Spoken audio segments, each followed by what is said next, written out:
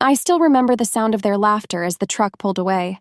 The tires kicked up dust, the sun was hot on my back, and my heart dropped straight into my stomach. "Kyle!"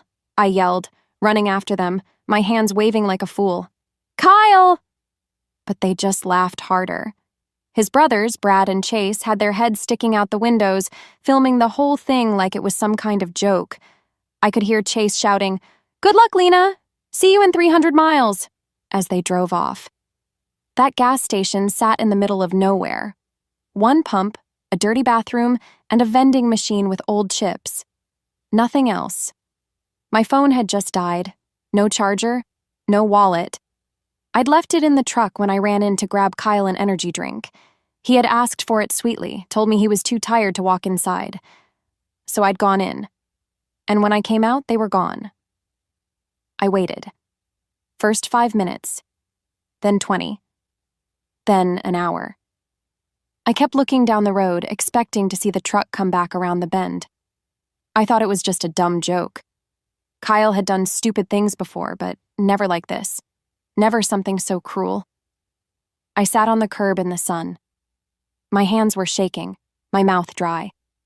Every few minutes I stood and walked around, pretending I wasn't scared. Pretending it wasn't happening. Then my phone buzzed, just before the battery finally died. A single message. "Don't be mad, babe. Just a prank. We'll come back in a bit." I stared at it. I didn't laugh. I felt hollow. This wasn't funny. This wasn't a joke. This was the man I married, the man I cooked for, cared for, defended. And he thought leaving me stranded hundreds of miles from home was funny, with his brothers. That was the moment it clicked. Not suddenly, but in a slow, creeping way. Like when you realize you've been sick for a long time and just got used to it. I looked around the parking lot, one trucker filling up, a dusty road stretching both ways.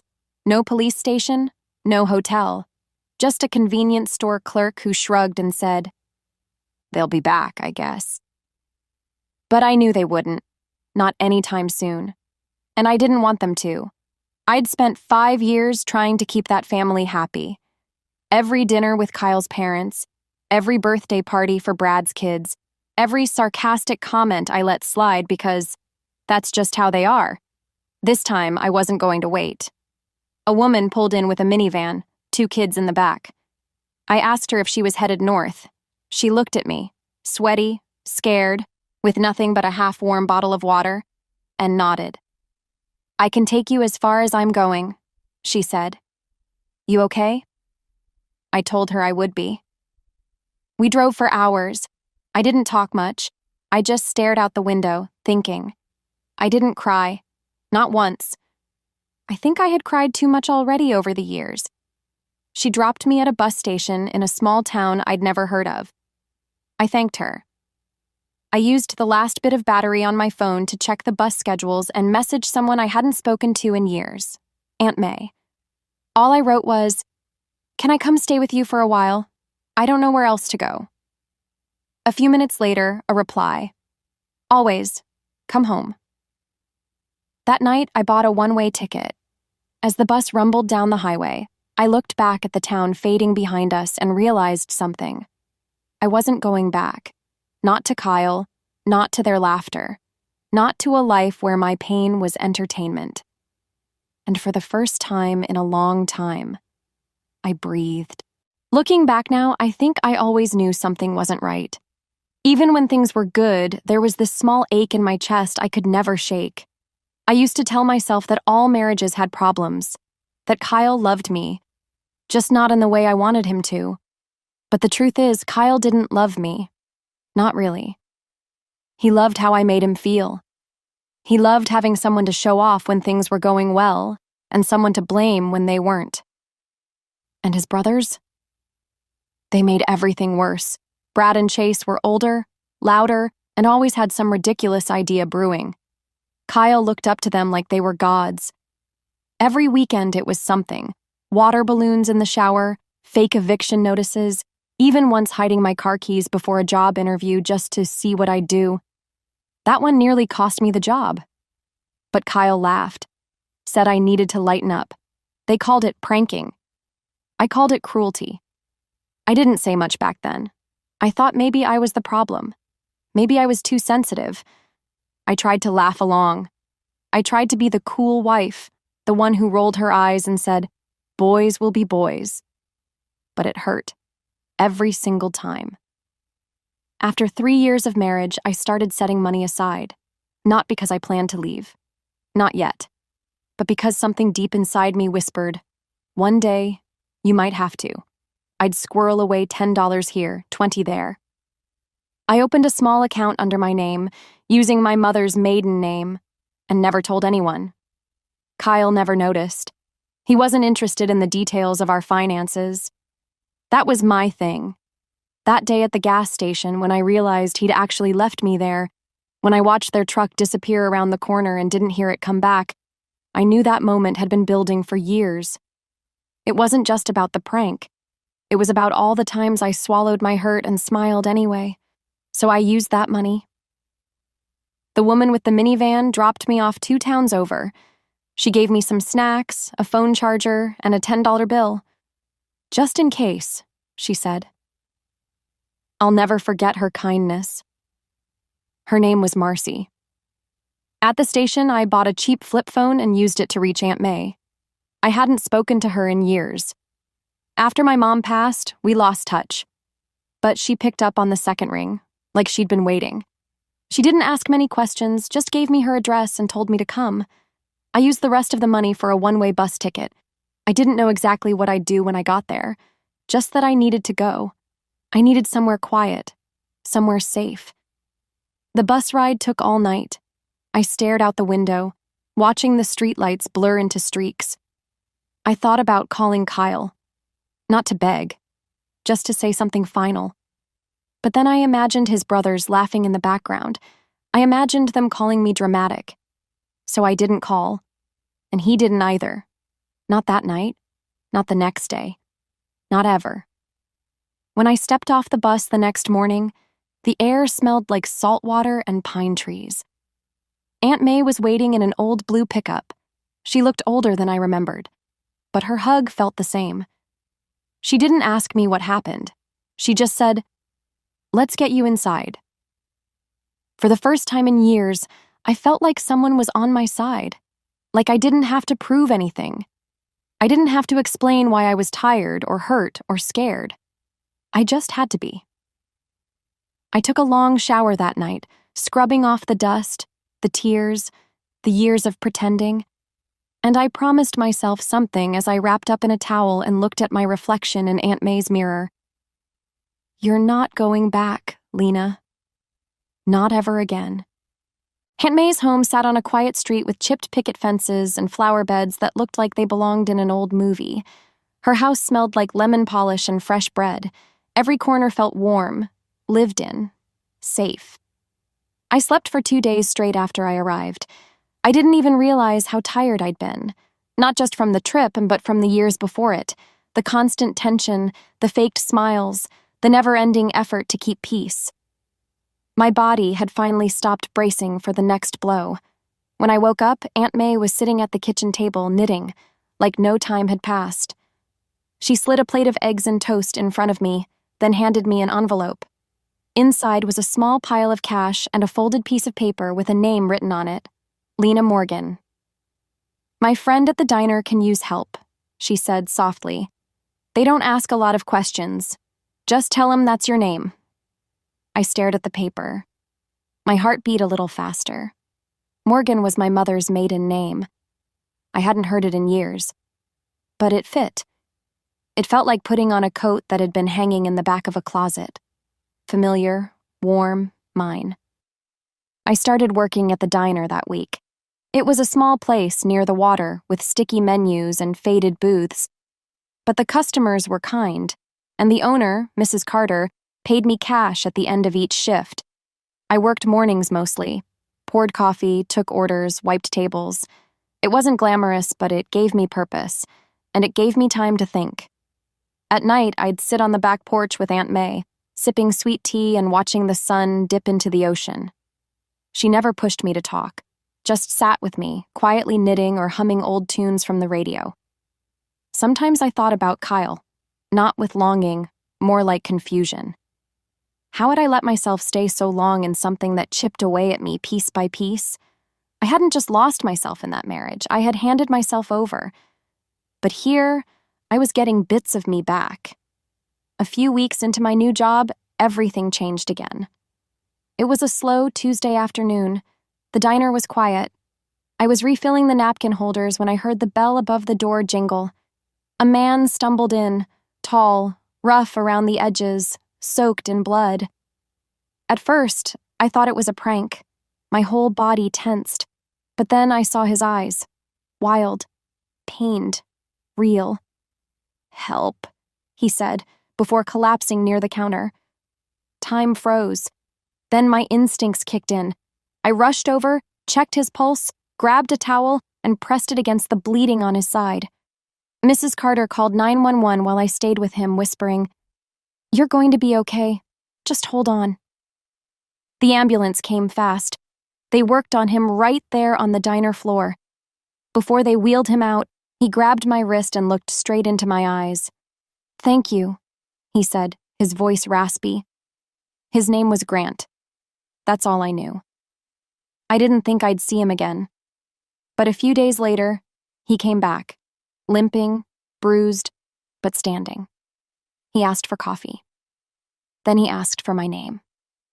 "Lena," I said cautiously. He smiled. "Thank you for saving my life, Lena." He came in every few days after that, always sat at the same booth near the window. Sometimes he'd read the newspaper, sometimes he'd just sit and stare out at the ocean. He didn't talk much at first, but when he did, he was different from the men I'd known. He didn't interrupt. He didn't joke at my expense. He didn't need to be the center of attention. He listened. It felt strange, new. I didn't know who he really was or what had happened to him. But one thing was clear. He was running from something too. Maybe that's why I didn't feel so alone anymore. By the time autumn rolled in, Grant had become a regular part of my world. He never said much about his past, and I never asked. It felt like we had an unspoken agreement. I wouldn't ask where he came from, and he wouldn't ask who I used to be. We just existed in the now. Quiet mornings, coffee refills, soft glances that lingered just a little too long. Still, there were moments I caught him staring out the window with a look that made my chest tighten, like he was remembering something painful, like he was preparing for it to come back. One evening, a storm rolled in, thick gray clouds, sheets of rain. The diner closed early, and I walked home with my coat pulled tight. When I reached Aunt May's porch, I saw a figure sitting on the steps. It was Grant. He was drenched. His hair clung to his forehead.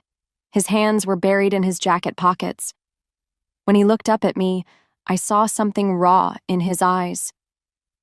"I didn't know where else to go," he said. I nodded and opened the door. Aunt May wasn't home. She'd gone to her church group, wouldn't be back until morning. "Come inside." He hesitated for a second, then followed. I gave him a towel and made some tea. We sat at the kitchen table while the storm rattled the windows. For a while, we just listened to the rain. Then he spoke. "I used to be a detective," he said, his voice low. "Big city, narcotics division. Got too close to something I wasn't supposed to. My partner was on the payroll, dirty. Set me up, got me shot, left me for dead." I stared at him, not sure what to say. "They covered it up," he continued. "Said it was a drug deal gone wrong. I knew better. I survived, but I lost everything. My badge, my apartment, my name." He looked up at me, like he was waiting to see if I'd run. I didn't. Instead, I said, "Sounds like you needed to get away." He nodded. "Yeah, just wanted somewhere quiet. Somewhere no one would find me." We didn't talk after that. We just sat there, drinking tea while the storm howled outside.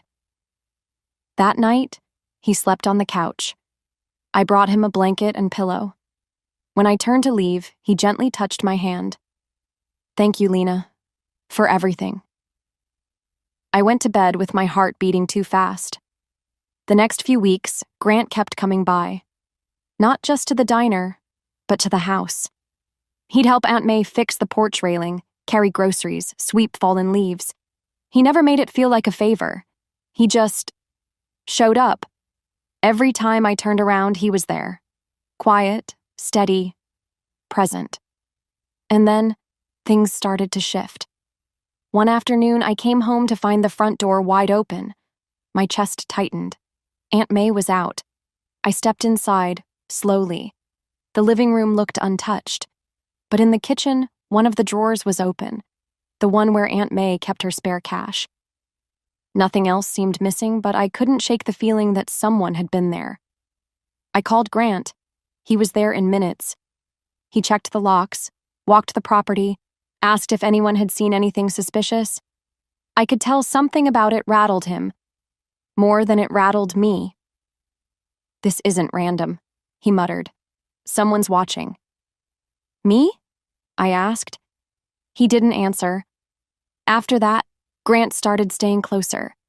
He put new locks on the doors, installed a small camera over the porch. He even brought a flashlight and kept it by the side table near the door. He was always calm, but I could tell his mind was racing. At night, I started sleeping with the light on. Aunt May didn't say much, but one evening while folding laundry, she looked at me and said, "Sometimes the people we run from don't chase us because they want us back. They chase us because they lost control." I didn't respond, but I felt her words settle into my bones.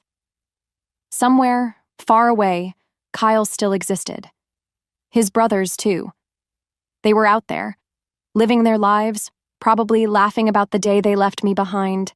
But something had shifted. I wasn't scared of them anymore. I was scared of what they'd do if they realized I wasn't scared. It had been nearly 5 years since I heard his voice. But the moment I opened that door and saw Kyle standing there, it was like time folded in on itself. My hands went numb. My breath caught in my throat. For a second, I thought I was imagining things. He looked older, leaner. His hair was longer, a little messy. There were dark circles under his eyes, and he held his hands up slowly, like he didn't want to scare me. "Lena," he said softly. "Please, can we talk?" I didn't answer. I didn't move. How did he find me? My mind raced, trying to figure it out. I hadn't used my real name. I didn't post anything. I had been careful. Then I heard footsteps behind me. Grant. He came up beside me and stood between Kyle and me in one smooth, quiet motion. "Who are you?" Grant asked, firm but calm. Kyle blinked at him, clearly caught off guard. "I'm her husband." Those words hit me like a slap. Husband. As if that still meant something. As if 5 years of silence didn't happen. As if he hadn't left me in the middle of nowhere for a laugh. I stepped out from behind Grant, my voice steady. "I'm not your wife." Kyle's eyes darted between us.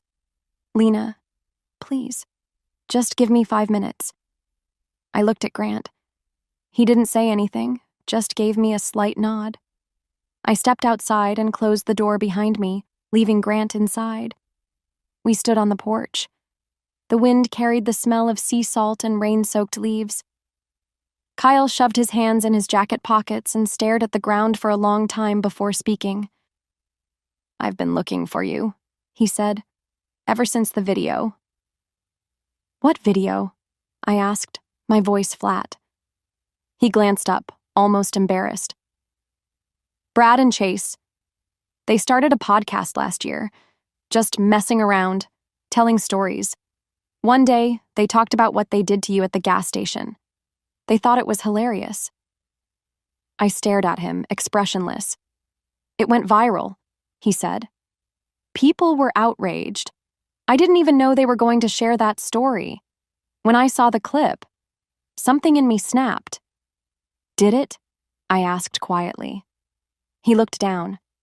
"I left them. Got out of the business. I've been trying to fix my life. I've been trying to find you for over a year. Why now? He took a deep breath. Because I couldn't carry it anymore. What I did, what they did, it haunts me. I wanted to believe he meant it. I really did. But his regret came 5 years too late. You thought it was funny, I said. You all laughed. I know, he whispered. I was stupid. I didn't see what I was doing to you until it was too late. You didn't come back. He looked at me, pain written across his face. I thought you were just angry. I thought you'd cool off and come home. I was angry, but I wasn't waiting. I left. I saved myself, because none of you were ever going to. He wiped his face with the back of his hand. I just needed you to hear me out. I heard the front door open behind us. Grant stepped out onto the porch and came to my side. Calm, steady, protective. Kyle looked at him, puzzled. Who is he? I didn't hesitate. My fiancé. Kyle's jaw clenched. Grant didn't say a word, but his presence said everything. I turned back to Kyle. You didn't just lose me because of one prank. You lost me because you never saw me. Not really. Kyle opened his mouth, then closed it. His shoulders dropped, like the weight finally sank in. He nodded slowly.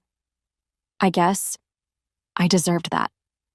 You did, I said softly. He turned to go, taking a few steps down the path before stopping. For what it's worth, he said without looking back. I'm glad you're okay.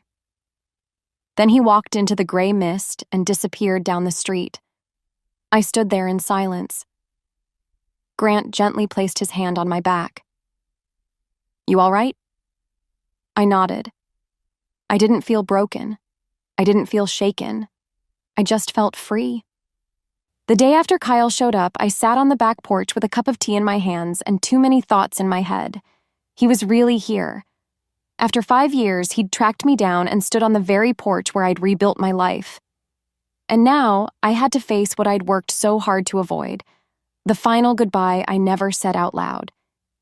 He came back later that afternoon, slower this time. No demands, no pleading, just a quiet knock and eyes that looked like they hadn't slept. I opened the door. He stayed on the porch. I'm not here to argue, he said. I just want to talk, please. Grant was inside, fixing the hinges on the guest room door. He heard Kyle but didn't come out. He knew I could handle it. I stepped outside, closing the door behind me. Kyle took a deep breath. I know there's no fixing this. I'm not expecting a second chance. I just want to understand what happened after I left you there. So, I told him. Not everything. Not the new name, not the fear, not the nights I cried into Aunt May's sweater. But I told him the parts that mattered. How I waited for hours in the sun. How I realized I didn't want to be found anymore. How I used the money I'd been saving, the money he didn't even know existed, to buy a bus ticket and vanish. How long were you planning to leave? He asked. I didn't plan it, I replied. But when it happened, I knew it was the door I'd been waiting for. I just didn't know it until you slammed it shut behind you. He looked like he wanted to cry. I thought you were just being dramatic. I didn't know. No, I cut in. That's the thing. You never knew. I tried to tell you how your brothers made me feel. I tried to tell you how exhausted I was. But every time, you told me to chill out or take a joke. And when I couldn't laugh, I became the problem. He didn't argue, just nodded slowly. What happened to Aunt May? He asked. She passed away last year, I said, eyes steady. He flinched. I'm sorry. She gave me a place to land. She didn't need an explanation. She just opened her door. There was a long pause. I saw the way that man looked at you, Kyle said quietly. He's not just your fiancé. He's something else. He's the one who showed up when you didn't. Kyle closed his eyes. I deserve that. You do. He reached into his jacket pocket and pulled out a folded photo. It was a picture of us, taken during our honeymoon. I barely recognized the woman in it. She looked hopeful, tired, but hopeful. He held it out. I didn't take it. "I'm not that girl anymore," I said softly. "And you're not that man. We've both changed, but only one of us learned from it." Kyle's voice cracked. "I'll regret it for the rest of my life." "You should," I replied. Just then, the door creaked open. Grant stepped out, wiping his hands on a rag, not looking for drama, just standing beside me like he always did. Kyle glanced at him, then back at me. "He's lucky." "I am too," I said. He gave me a final nod. No more words, no more begging. Just a quiet turn as he walked back down the path, shoulders low, hands in his pockets. And that was it. He didn't come back the next day, or the next. Something told me he wouldn't again. That night, I sat with Grant on the porch.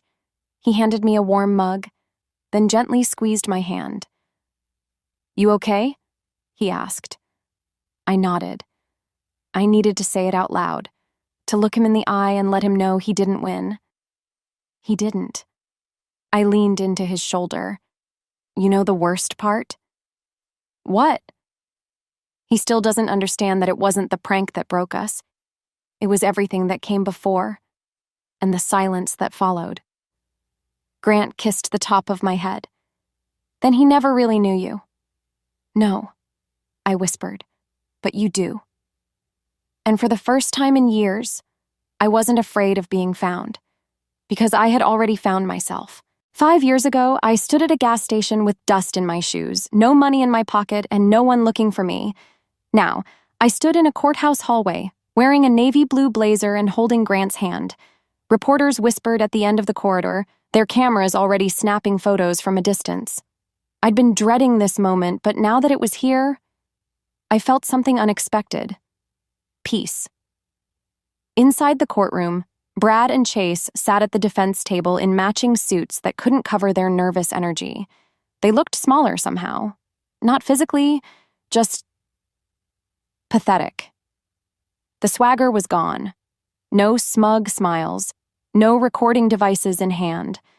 Their latest prank had gone too far.